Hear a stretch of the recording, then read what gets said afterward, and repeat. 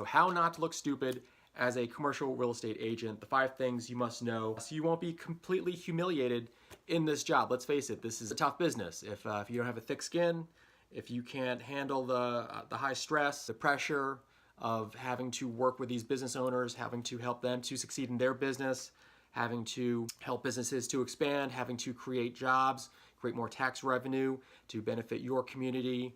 You know the story. If you can't handle that type of pressure, then this is not the business for you. And as I'm learning how to do this business, and I've been doing this for about 3 years, as I'm learning that, I will be sharing my knowledge with other commercial real estate agents. And I have commercial real estate agents from all over the country reaching out to me saying things like, hey, love your videos, I'm learning a lot, I was doing this, now I switched to commercial real estate and I'm loving it. So that's awesome. I feel like I'm helping create more jobs, create more tax revenue, you know, helping these other areas just by saying what I'm learning in commercial real estate and sharing it with others. So for this IGTV episode, we're going to talk about the 5 ways to not look stupid as a commercial real estate agent. Number 1 is you want to know the answer. And if you don't know the answer, then what you want to do is you want to find someone who does know that answer, ask them that question, and after they give you that answer, you then learn that answer, and then you relay that answer over to whoever asked the question that you didn't know the answer to. So you got to know the answer. So basically you want to know your product, you want to know your building. Let's say you're selling a building, you're leasing it out, you're looking for a new buyer, looking for a new tenant. You want to know everything there is to know about that building that a potential buyer or potential new tenant who's going to be leasing out that space will want to know, such as the square footage, what are the allowable uses, perhaps there's some sort of a zoning types of restrictions. You want to do that type of legwork before you ever have a showing with that building to show off that property and to try to sell it. You want to know your important information about that building. And granted, you're not going to know everything, right? You're going to be on a showing and a potential tenant, potential buyer might ask you a question that you honestly don't know. However, what you do is you take note of that question and you say, okay, I will find that information out and then share that with your representative, with your agent, with your broker, helping you with this transaction. Because let's face it, the more helpful you are in getting that potential buyer, getting that potential tenant, the information that they need to make that decision, the quicker you'll get paid, right? The quicker that deal will close, and then we're off to the races, create more jobs.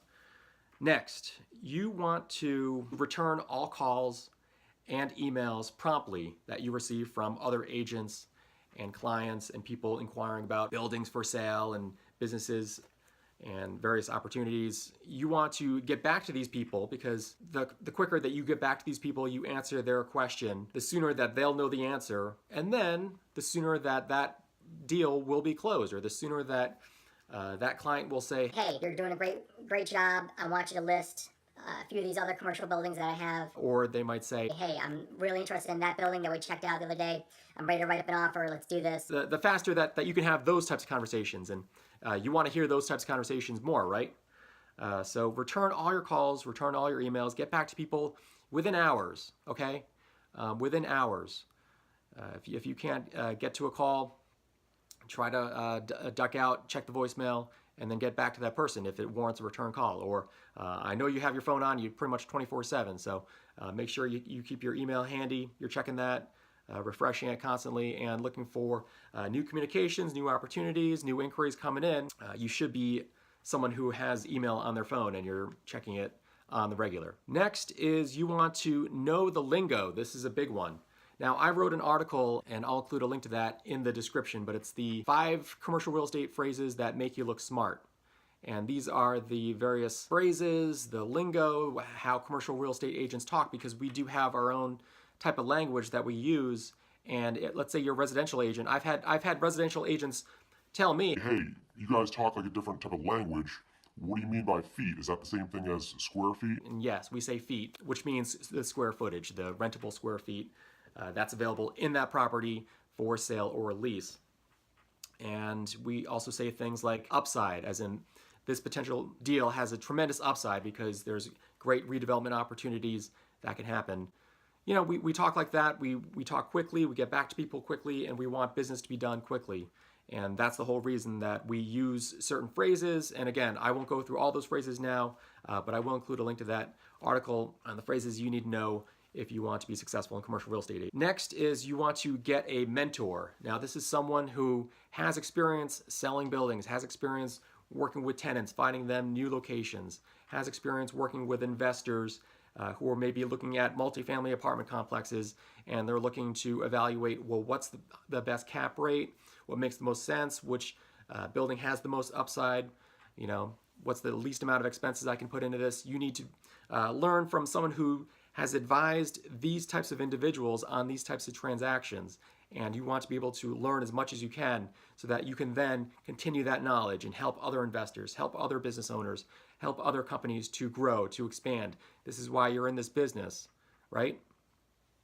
So get a mentor. This could be someone that preferably has done several types of transactions that you're looking to specialize in, whether you are an investment broker or you are an industrial broker, or you're someone who works with retail tenants. You want to partner up and learn from someone who has done these types of deals, and someone who can share with you their knowledge and has been successful, so that they can share with you, well, I've been in your shoes. I know what it's like to struggle at first, but then once I learn these lessons, which I'll then teach to you on how to be successful in this particular niche of commercial real estate that I'm specializing in, you too will also be successful. And maybe, you know, you guys can form a team or you can partner up. That person can just pass some leads on to you, and together you can form just a powerhouse that will just dominate your market.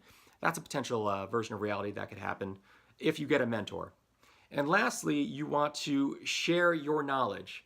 They said that the best way to learn is to teach, and I definitely agree. I share my knowledge as much as I can with you, whether you're working in commercial real estate, or maybe you have a home-based business, or maybe you're looking to expand your knowledge as far as personal development, personal growth, all sorts of various subjects.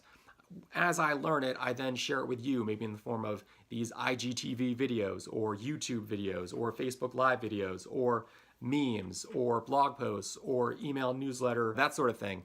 I like to share my knowledge on social media to help others to learn what I learned, and then also see the same types of results that I'm seeing as I'm learning it, as I'm growing, as I'm sharing my knowledge with you. So there you go. Those are the 5 ways not to look stupid as a commercial real estate agent, because as long as you're trying, you're not looking stupid. But what you want to be doing is you want to be learning every day from your mentor, from talking to business owners, from hitting the streets, from looking at these buildings, touring these properties, doing these showings, getting back to other agents, networking, talking to potential new clients. You want to be able to learn as much as you can and then continue to apply this type of knowledge every day as you're working and building your commercial real estate business. Hope you found this helpful. I am James K. Kim from Red Door Realty NY. Thanks for watching. We'll see you in the next one.